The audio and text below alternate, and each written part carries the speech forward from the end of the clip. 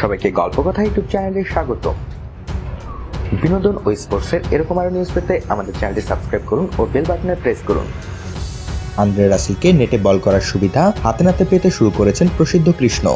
তিনি জানেন রাসেলকে যদি নেটে পরাস্ত করতে পারেন তাহলে টি-20তে বিশ্বের যে কোনো ব্যাটসম্যানের বিরুদ্ধে সফল হতে পারেন তিনি। ঠিক যেমন দিল্লি ক্যাপিটালসের বিরুদ্ধে সুপার ওভারে মাত্র 10 রান দেন কর্ণাটকের বাঁহাতি পেসার।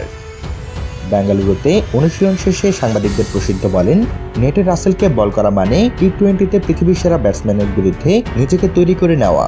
আমার কাছে এটাই আদর্শ প্রস্তুতি, আত্মবিশ্বাসও বাড়ে। ম্যাচে বড় ব্যাটসম্যানের বিরুদ্ধে বল করার সময় এটাই চিন্তা করি যে আমি রাসেলকে বল করে এসেছি। ম্যাচে যে বিধ্বংসী ক্যারিবিয়ান অলরাউন্ডারকে দেখা যায়, নেটে অথবা প্র্যাকটিস ম্যাচেও কোনো হেরফের নেই। প্রসিদ্ধ বলছিলেন, নেটে ও ম্যাচে ওর কোনো পার্থক্য নেই। একটি প্র্যাকটিস ম্যাচে আমাকে পরপর 2 বলে 6 মেরেছিল। প্রত্যেকের বিরুদ্ধেই একই রকম আগ্রাসী, তাই বোলারদের জন্য এটা সবথেকে ভালো প্রস্তুতি। রাসেলকে আউট করতে পারলে আত্মবিশ্বাসের মাত্রাও বেড়ে যায়। প্রসিদ্ধ আরও বলেন, দিল্লির বিরুদ্ধে অধিনায়কের নির্দেশ পাওয়ার পরেই সুপার ওভারে বল করতে গিয়েছিলেন। 4 ওভারে 33 রান দেওয়ার পরেও তার ওপরেই আস্থা রেখেছিলেন কেকেআর অধিনায়ক। প্রসিদ্ধের কথায়, দীনেশ কার্তিক সবসময়ই আমার উপর আস্থা রেখেছে।